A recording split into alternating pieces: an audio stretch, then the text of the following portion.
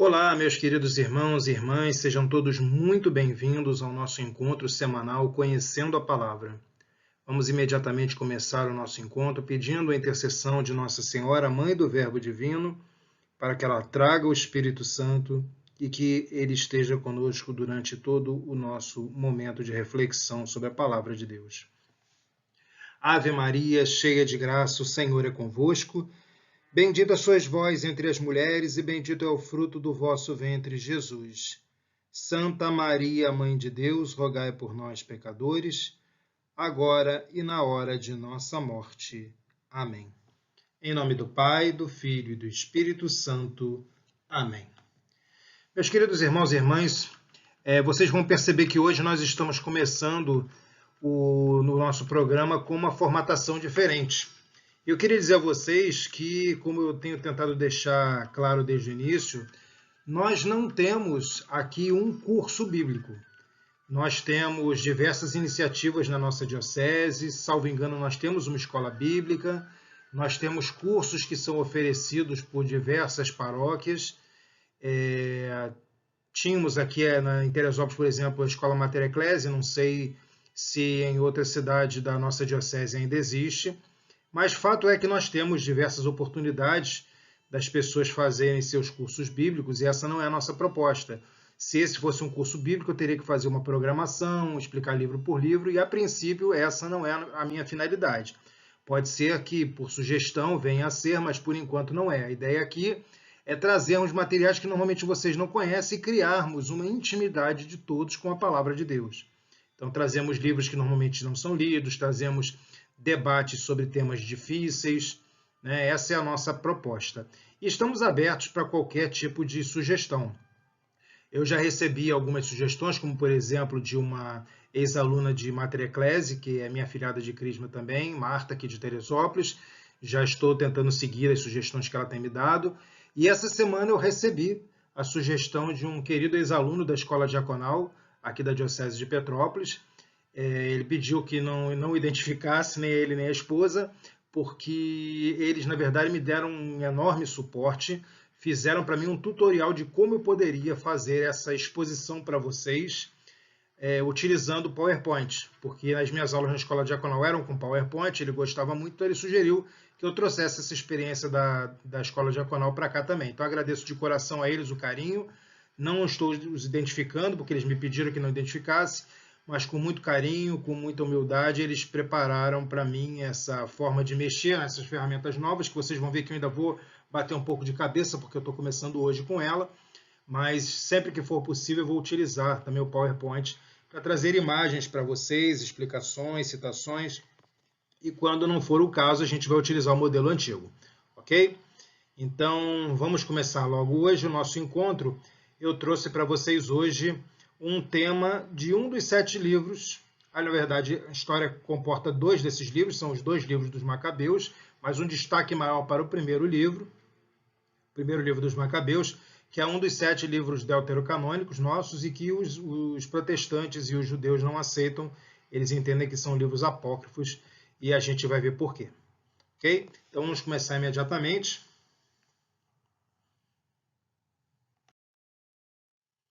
Bom, os 2 livros dos Macabeus, vocês vão ver que eu estou utilizando aqui a terminologia, a sigla com MAC. Algumas pessoas utilizam 1/2 MC. Eu não gosto de utilizar MC porque me remete a Marcos, ao Evangelho segundo Marcos. Então eu gosto de utilizar MAC, mas as 2 formas de citar são possíveis. Primeiro livro dos Macabeus, segundo livro dos Macabeus, tá? 1/2, são os 2 livros dos Macabeus, ok? Então, a forma de citar é essa. São 2 livros que contam a saga dos irmãos Macabeus e de todos os israelitas que lutaram para manter-se fiéis ao judaísmo diante da dominação grega seleucida. Ok? Então, Seleucida está ligada ao general Seleuco. A gente vai ver um pouquinho sobre isso. Então, são 2 livros que contam essa luta dos irmãos Macabeus e de todo o povo israelita para manter-se fiel ao judaísmo diante de uma dominação dos gregos. Essa dominação dos gregos foi uma dominação peculiar, e ela foi diferente de outras dominações pelas quais Israel passou. Então, por exemplo, a dominação dos assírios. Os assírios, o que eles faziam? Eles invadiam o território que eles conquistavam por meio da guerra, pegavam a população daquele território e espalhavam por outros países aos quais eles tinham dominado também.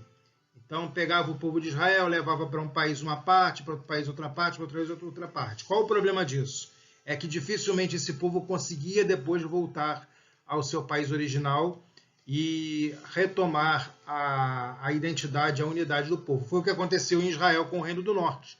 O reino conhecido como o Reino do Norte, Israel ou Samaria, que era a capital do Reino do Norte. Ok? Isso a gente vai deixar para uma outra oportunidade, se quiser podemos tratar da divisão dos reinos.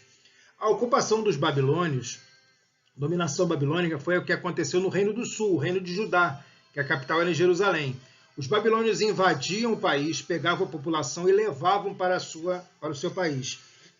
Então, o povo era todo levado para a Babilônia e lá ficava, como escravo na Babilônia. Ok? E a dominação dos egípcios, a gente lembra logo de Moisés. Aqui há uma dúvida dos estudiosos se teria sido propriamente uma escravidão, ou seja, o povo trabalhava por comida, ou se seria um regime conhecido como contrato de corveia, em que se pagava pelo serviço, mas se trabalhava muito pesado e se recebia pouco. Então o povo judeu foi trabalhar na construção civil no Egito. Né? Foram com José, na parte contada no finalzinho do livro do Gênesis, foram viver lá porque José era o segundo homem em importância depois do faraó, era o braço direito do faraó e o faraó permitiu que ele levasse o povo e aos poucos o povo começou a trabalhar na construção civil para o faraó e começou a ser explorado. Ok? Como é que foi essa dominação dos gregos ou dos sírios? Porque havia aí uma mistura de governo entre os sírios e os gregos. Era uma dominação de sedução do povo, sobretudo da juventude, porque todos os costumes e as tradições de Israel tinham que ser deixadas de lado para que se pudesse viver uma vida de grego. Né? E a vida de grego era uma vida de prazeres. Você era convidado a frequentar estádios para ver lutas, para ver disputas, né? As disputas que eram comuns naquela época, né? de força, de virilidade, de capacidade física.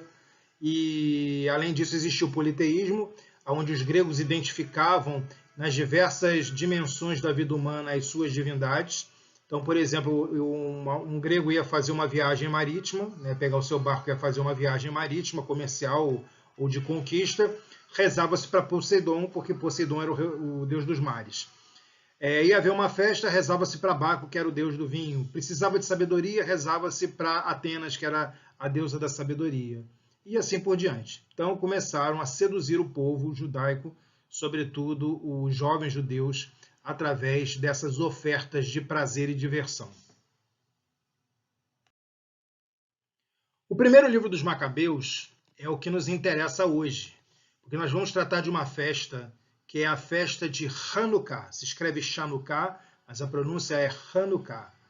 E ele deve ter tido um original, esse livro, o primeiro livro dos Macabeus, ele deve ter tido um original escrito em hebraico. Mas esse original foi perdido, a sua versão atual é a grega. Então aqui já surge a seguinte questão. O livro, naturalmente, mesmo que escrito em hebraico, ele não seria aceito dentro dos critérios de Jamnia, porque ele foi escrito depois do sacerdote Esdras. E nós já falamos aqui que um dos critérios de Jamnia é que o livro precisaria ter sido escrito até o sacerdote Esdras. E como ele foi escrito depois de Esdras, ele já não seria aceito. Mas quando se perde o original em hebraico e hoje só se tem o grego, temos mais um critério de Jamnia pelo qual ele não passaria. Então, por essa razão, os dois livros dos Macabeus, mas estamos tratando do primeiro, o primeiro livro dos Macabeus, ele não é aceito nem pelos judeus e, consequentemente, também não pelos protestantes que seguiram o cânon de Jerusalém, o cânon mais restrito, e por isso ele é apócrifo para judeus e protestantes, e para nós católicos ele está dentro dos 7 livros deuterocanônicos. O primeiro livro dos Macabeus é um livro deuterocanônico, e o segundo livro também é um livro deuterocanônico. Ok? Lembrando que hoje nós estamos enfocando o primeiro livro dos Macabeus. Mas São Jerônimo ele testemunhou quando ele esteve na Palestina para fazer a tradução dos originais para o latim, na edição que foi conhecida como Vulgata. Ele deu um testemunho de que ele viu na Palestina o original do livro dos Macabeus escrito em hebraico, ok? Então esse é um testemunho de São Jerônimo, mas fato é que nós não temos mais esse original hebraico. Bom, o livro se refere ao período dos Seleucidas. Vamos ver o que aconteceu aí. Alexandre o Grande havia conquistado muitas terras durante o século IV a.C. Alexandre, filho de Filipe da Macedônia, né? Então era um grego que conquistou várias terras através do poderio militar que ele tinha.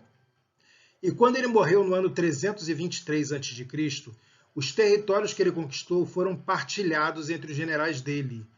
Ok? Então os generais de Alexandre partilharam as conquistas.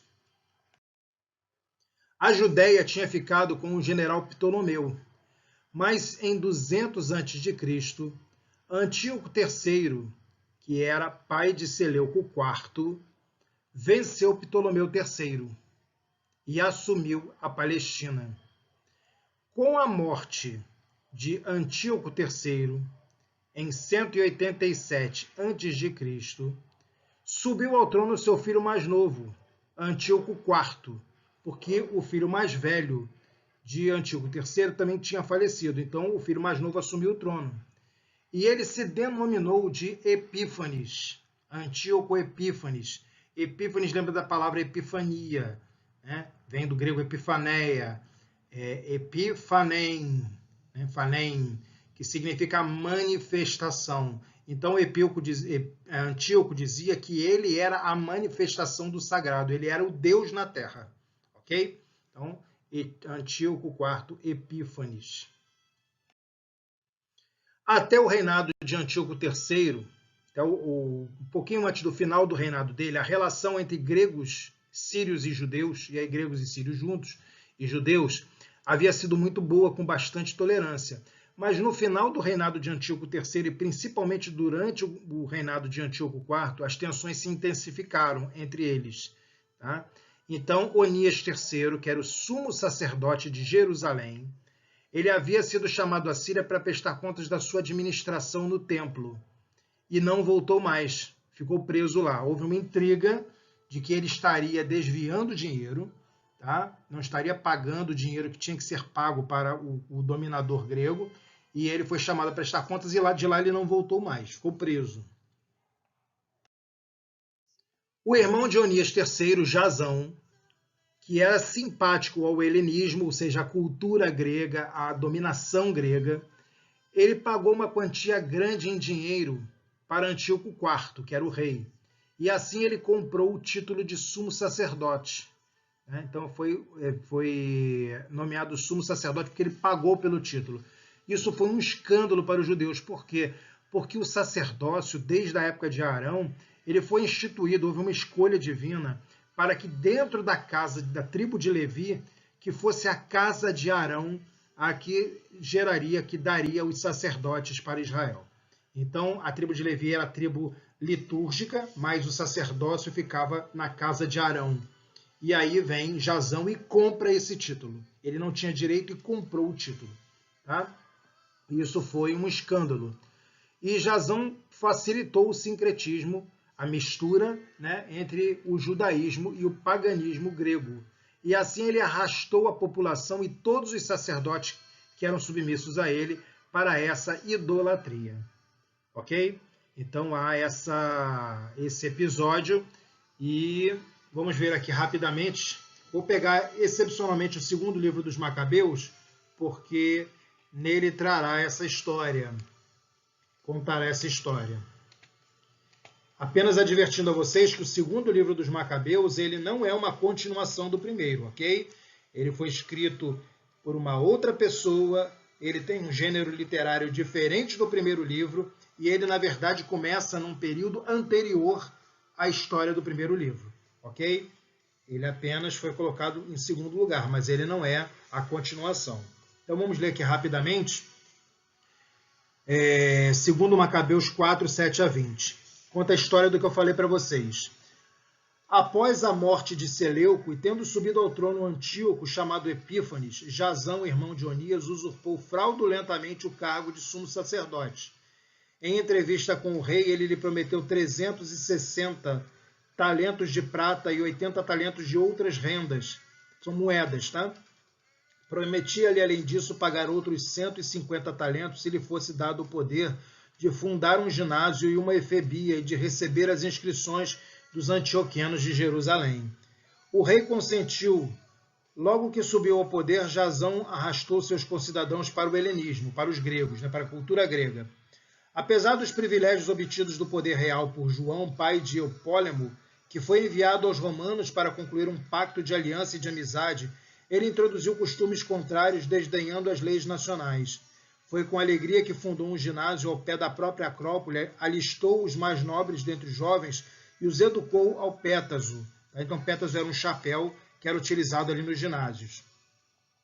Por causa da perversidade inaudita do ímpio Jazão, que não era de modo algum pontífice, ou seja, ele não era sacerdote, obteve o helenismo tal êxito e os costumes pagãos uma atualidade tão crescente que os sacerdotes descuidavam o serviço do altar, menosprezavam o templo, negligenciavam os sacrifícios, corriam fascinados pelo disco, isso era uma disputa que acontecia dentro do ginásio, era um esporte, a tomar parte na palestra e nos jogos proibidos. Não faziam caso das honras da pátria e amavam muito mais os títulos helênicos. Foi por essa razão que logo uma atmosfera penosa os cercou, porque naqueles mesmos cuja forma de vida invejavam e a quem ambicionavam igualar-se em tudo, encontraram inimigos e os instrumentos para o seu castigo. O seguinte fato mostrará que não foi fácil violar as leis divinas.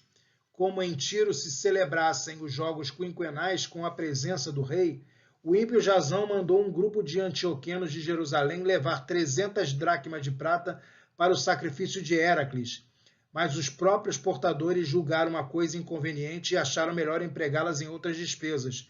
A vontade de Jazão era de que elas fossem destinadas ao sacrifício de Héracles, mas por causa dos que as levavam, foram destinadas à construção das galeras. Ok? Então aqui conta essa história do episódio de Jazão comprando o título de sumo sacerdote, as pessoas se corrompendo, se entregando aos jogos e à idolatria, ao paganismo, ao politeísmo, e assim traindo ao Deus de Israel. Surgem assim dois grupos em Jerusalém, os pró-helenistas, aqueles que seguiam Jazão e que defendiam os gregos, e os anti-helenistas, aqueles que se opunham aos costumes gregos e queriam continuar vivendo a tradição judaica. Jazão foi exilado e tentou voltar por meio de um golpe, mas foi derrotado. Como ele era protegido do rei, Antíoco Epífanes reagiu duramente e começou uma perseguição religiosa aos judeus. Ficaram proibidas a Torá, já falamos sobre a Torá, o livro, a Sefer HaTorá, que eu até falei para vocês que a melhor tradução seria o livro da ordem, mas a melhor tradução, na verdade, é o livro da instrução, porque vem de um verbo do hebraico que significa instruir. Então, Sefer HaTorá é o livro da instrução. A circuncisão, que era feita nos meninos e que identificava o homem à religião judaica, a sua aliança com Deus, isso feito desde Abraão, e a realização de sacrifícios no Templo de Jerusalém. Se proibiram os sacrifícios no templo. Então estava proibido ler a Torá, estava proibido fazer a circuncisão dos meninos, estava proibido oferecer sacrifícios no Templo de Jerusalém.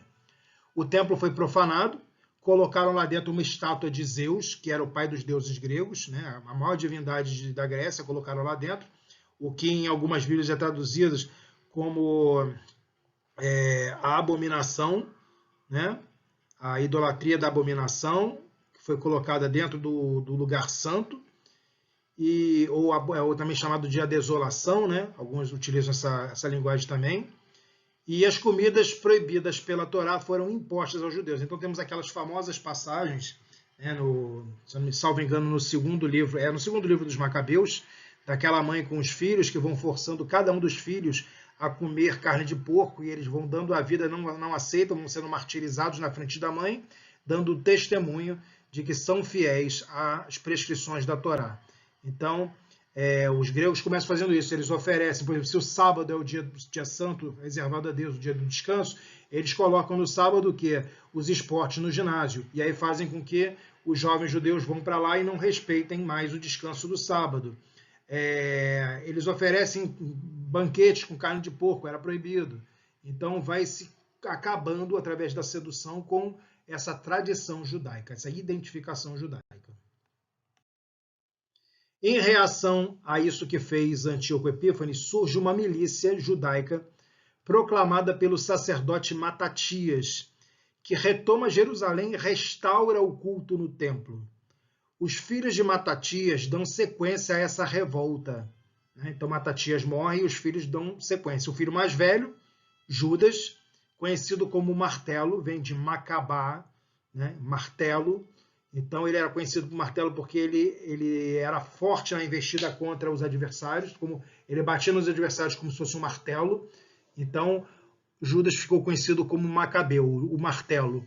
E assim os seus irmãos, Jonatas, Simão, João Hircano, todos os que vão sucedendo a Judas ficam conhecidos como os irmãos Macabeus. E a partir daí começa o relato dos livros dos Macabeus. Então, com essa história começa o relato do livro dos Macabeus e a instituição da festa da dedicação do templo, vamos falar sobre ela, em que o templo é rededicado, porque ele foi profanado. O que acontece hoje, por exemplo, nas nossas igrejas, quando as nossas igrejas são profanadas, nós precisamos fazer uma santificação novamente da igreja, né? Então, é preciso fazer essa purificação do local sagrado. Então, é feita a festa da dedicação do templo, também conhecido como Festival das Luzes ou Hanukkah. Ok? O milagre que deu origem à festa de Hanukkah. Vamos ver qual foi esse milagre. Após a purificação da cidade santa e da casa de Deus, foi constatado que só havia um jarrinho de azeite puro no templo, com o selo intacto do Kohen Gadol. Kohen é sacerdote em hebraico e Gadol é grande. Então seria o grande sacerdote ou o sumo sacerdote. Então havia um jarrinho de azeite e ele tinha um selo de que aquele azeite, né, ele era um azeite sagrado, um azeite kadosh, sagrado. E só podia utilizar esse azeite para manter a lamparina acesa. Como hoje nós temos nas nossas igrejas aquela lâmpadazinha vermelha, ou a lanterna vermelha, ou a vela vermelha, que fica ali a noite e dia acesa, significando que Jesus está presente no sacrário, né? O Santíssimo está ali presente.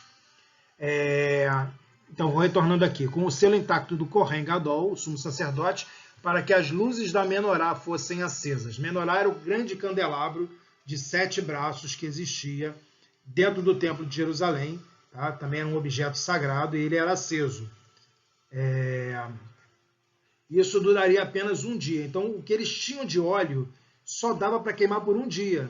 E esse óleo, para poder fazer essa purificação, era preciso que ficasse aceso o tempo todo, porque essa é uma norma. Só que só tinha para um dia. Mas, milagrosamente, esse óleo durou 8 dias, inexplicavelmente, porque ele só tinha suficiente para queimar um dia e queimou durante 8 dias.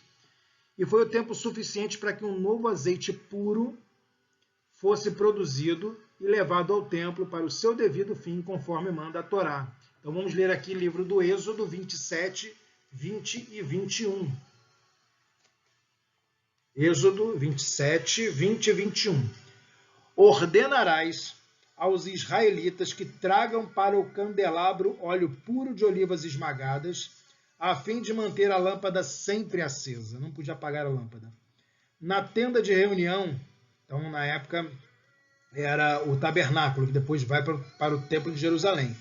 Diante do véu que oculta a Arca da Aliança, Arão e seus filhos prepararão esse óleo para que ele se queime desde a tarde até pela manhã, em presença do Senhor.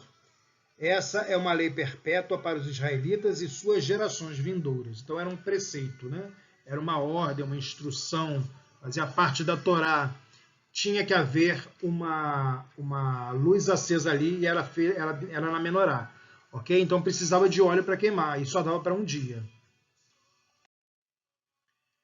Bom, Aqui eu dou uma citação para vocês, né? Na verdade, duas citações. Primeiro livro dos Macabeus, capítulo 1, versículos 36 a 64. Eu não vou ler porque é muito longo, vocês leiam em casa, por favor, essa sugestão. Ele conta essa história, tá? Vai contar tudo que eu falei para vocês aqui. 1 de 36 a 64. E no capítulo 4, 59, esse eu vou ler para vocês, primeiro livro dos Macabeus. Primeiro livro dos Macabeus, capítulo 4, versículo 59, fala sobre quando Judas institui essa festa. Foi estabelecido por Judas e seus irmãos e por toda a Assembleia de Israel que os dias da dedicação do altar seriam celebrados cada ano em sua data própria, durante 8 dias, a partir do dia 25 do mês de Casleu, e isto com alegria e regozijo. Então, todos os anos, no dia 25 de Casleu, nós vamos ver isso mais para frente, vou sugerir para vocês um vídeo que vai explicar isso, tá? Começa durante 8 dias, a cada dia se acende uma vela, lembrando esse milagre do óleo, tá? Aí vocês poderão me perguntar, diácono, tudo bem, entendi, mas o livro dos Macabeus, o primeiro livro, até mesmo o segundo, algum deles fala especificamente sobre o milagre do óleo? Não, eles não falam sobre o milagre do óleo. Eles falam sobre a festa. Mas o milagre do óleo ele está no Talmud, que é a tradição rabínica de Israel. Ok?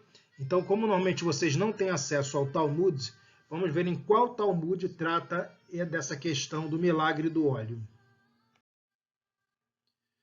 O Talmud Shabat 21b diz que após as forças de ocupação terem sido retiradas do templo, ou seja, os gregos, os macabeus entraram para derrubar as estátuas pagãs e restaurar o templo. Arrancaram a estátua de Zeus que estava lá dentro.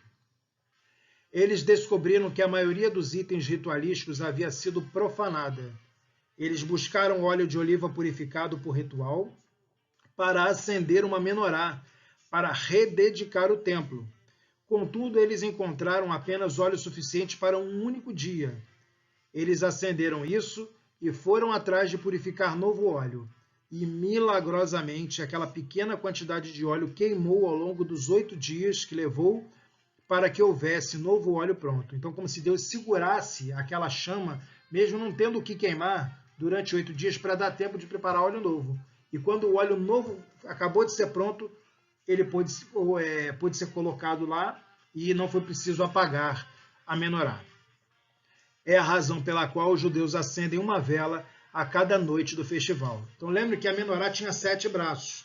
Hoje, a Hanukkah, que é o candelabro que eles utilizam, é um candelabro de 9 braços. Ele tem uma vela no meio, tá? Que é a vela que vai acender as outras velas, e tem 4 velas na esquerda e 4 na direita, somando dão as 8 noites de Hanukkah, ok? Esse festival.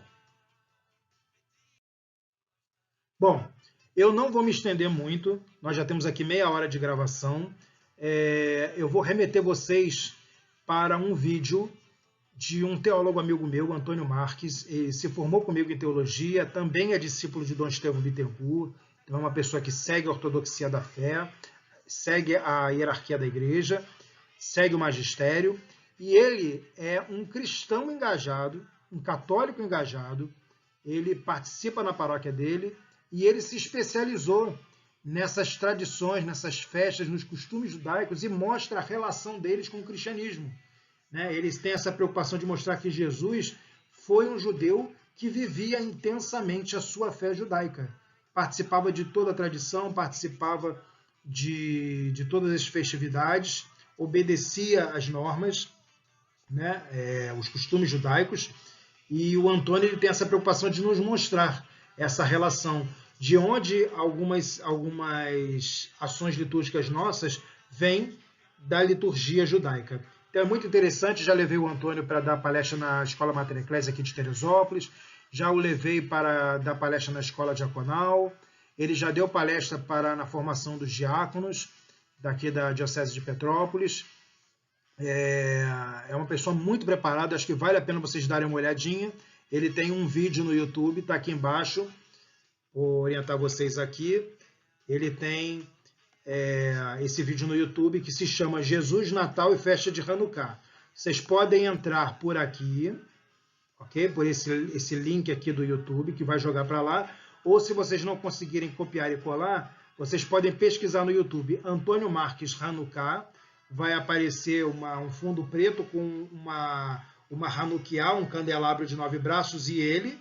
Ou vocês podem escrever direto o título do vídeo, que é Jesus, Natal e Festa de Hanukkah. Lembrando que Hanukkah se escreve com CH e com K, tá? Hanukkah. E também vai pular para o vídeo dele. Ok? Ele vai dar mais explicações para vocês, vai lembrar algumas coisas que eu já falei, mas ele vai dar uma explicação primorosa para vocês dessa relação, mostrando que o nosso Natal não é Hanukkah e que a Hanukkah dos judeus não é o nosso Natal cristão, mas que a mesma luz que brilhou em Hanukkah brilha em Jesus, luz do mundo. Ok?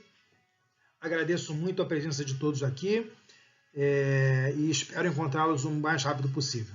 Ok? Aqui eu deixo para vocês novamente, aqui embaixo, né, o meu e-mail. Qualquer dúvida, qualquer sugestão, qualquer crítica, por favor, escrevam para mim.